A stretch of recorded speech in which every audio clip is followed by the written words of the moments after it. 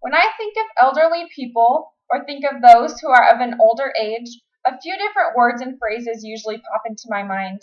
Knowledgeable, full of advice, experienced, wise, accomplished, caring, and even loving. Never do I remember a time in my past where I haven't felt a love and appreciation for those elderly people I've been in contact with. About a year ago, my family had to make a difficult decision based on where we were going to move next. Because of several different work-related issues, our family decided to move from our house in California to a small town of about 600 people called Fairfield, Montana, to start up an assisted living business. This was a very difficult decision for my family and I to make because both of my parents had lived in California their entire lives. My mom had been there since she was born. She was born and raised there, and she had all her friends and almost her entire family still living there today. My dad was in a very similar situation. He moved to California when he was very young, so he still has almost all his family there in California today.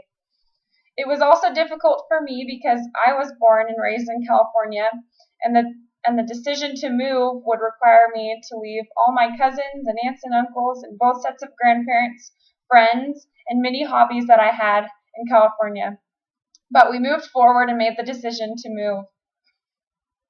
As my parents started a new business, it was difficult at first because as they were starting up and it was brand new, they didn't hire any help. So they were giving 100% of the caregiving to all of our residents.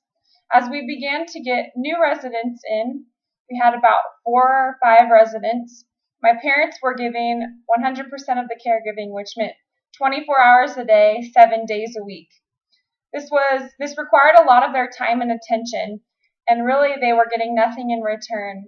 Where my former words of praise for these elderly people now had turned into cranky, complaining, and ungrateful. One night, I remember in particular, I was in the kitchen helping my mom prepare dinner for our residents. And one 94-year-old man that we had living with us called me into the kitchen, and he scolded me for not cooking his vegetables long enough.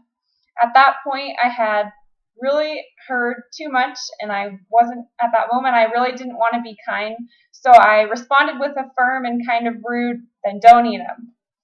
After that, I felt kind of bad. I felt like that was very unprofessional and it wasn't very kind.